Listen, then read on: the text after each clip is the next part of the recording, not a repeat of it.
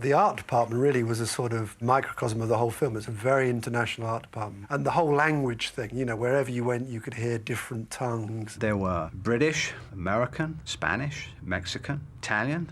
There was a real hodgepodge of nationalities involved. It really was an international production. Amazingly, it worked. It may sound daunting.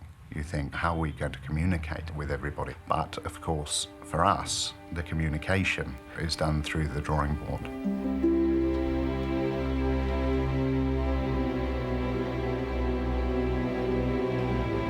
If you put the right amount of information onto a drawing, you get few questions because it's there. It's communicating what you want done. The way it breaks down, obviously, you start off, you've got the script and your director sits down, David Lynch, sits down with the designer, Giles Masters, and they brainstorm. Unusually on this show, they'd had quite a lengthy time working on the designs.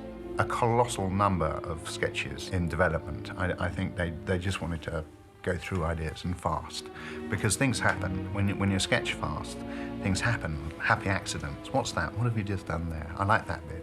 Oh, that's a smudge. Well, let's do it. And so they went through many different stages, worm design, weapon design, set design. Every single sketch was developed. I mean, David pushed the frontier. He pushed every design, every strange shape and thing.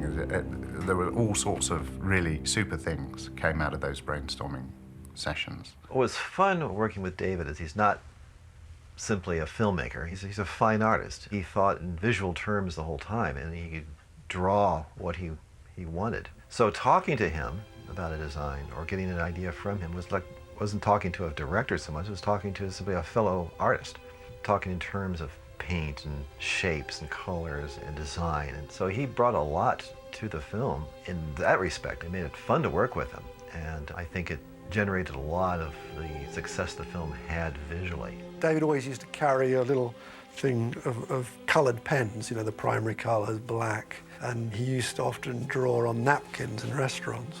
I mean, he loved all the mosaic work and the geometrics and little squares and triangles. He was forever coming up with little scraps of paper with some strange little design on it, most of which looked more like this two-dimensional abstract drawings rather than an actual prop or something. You had to kind of sit back and squint a little bit and realize what this was or how it would transform itself into some three-dimensional thing you could hold on to or use. Really, he plays a lot with geometric shapes. You know, I mean, in some of the works you can feel that. You know, especially in the Harkonnen. You know, it's more round and bulky shapes, but geometry as well.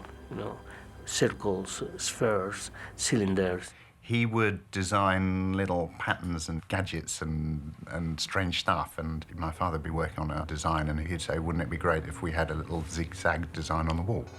And it's like, okay. And David was very keen not to be science fiction-y. He wanted everything to be very, very functional. David and Tony they didn't want to do a science fiction movie. I mean, everything that was kind of rooted in a tradition that we created, you know, so there was an architectural language, there were architectural precedents, but it was something that we kind of, as we went along, developed a language for our individual planets and things like that. The main direction anybody got for what anything looked like in the film was that the different worlds, you know, the world of Arrakis, the world of Caladan, the world of Gedi Prime, were distinct worlds, and each one had its own very specific look, which I think was one of the most important things about the design of the film. I've seen very few, if any, science fiction films where this much attention has been put onto the individual and separate cultures of worlds. We pay a lot of attention to giving these designs history. When I design the props, even though it's something wholly imaginative, made up out of whole cloth, I still tried to picture what it did, how it did it, who built it, all this sort of thing.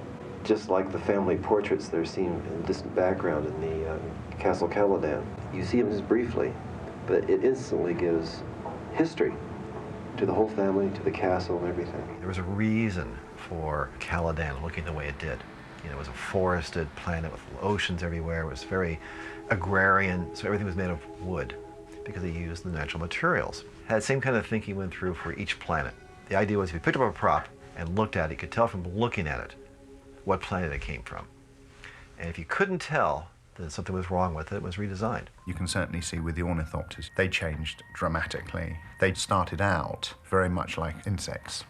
The Harkonnen ornithopter still has a little bit of that. It still looks a bit like a bee, a double-bodied bumblebee. The Atreides ornithopter was more like a dragonfly version of a helicopter to begin with, and that was one that David really pushed on. He had a few ideas. He wanted the ornithopter to look like it had function and it could survive the planet for which it was built. The Spice Harvester, again, you can see the development of that. I mean, it's like a big beetle.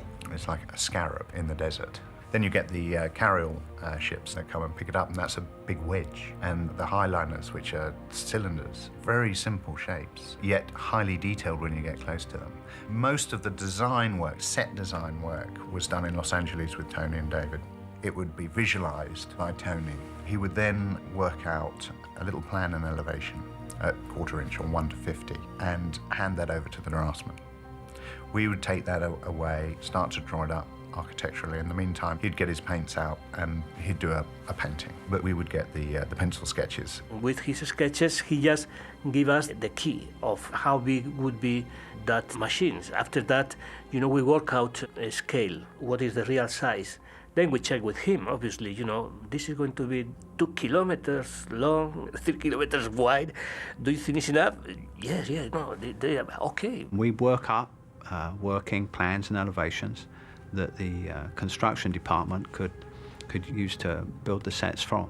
The sets were constructed using real tile, real wood, embossed finishes. The Great Hall felt as though it were real. The floors, the mosaics, the tiles, I mean, it was all done for real. I mean, we put down those floors and we tiled the walls, and it was extraordinary looking. A lot of detail.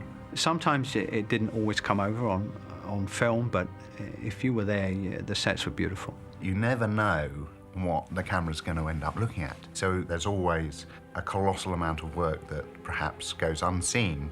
Our job is to allow the audience to accept where they are and to get an idea of the geography of where they are. If you come out of the film understanding where you've been without questioning it, then we've done our job properly. The most exciting aspect is always seeing the fruits of your labours, which is no more than pencil lines on a piece of paper, come to fruition. That's always exciting. I think it's one of the moments really more happy, because you are creating something from, in a white paper. You know that this thing that you are drawing very, very soon will be up and used and will be in the film forever. I think however you fought Dune as a film, just in my own world of art direction and set decorating, I think the visual richness is something that was faultless in a way, and David's and Tony Masters' vision for the film was absolutely superb.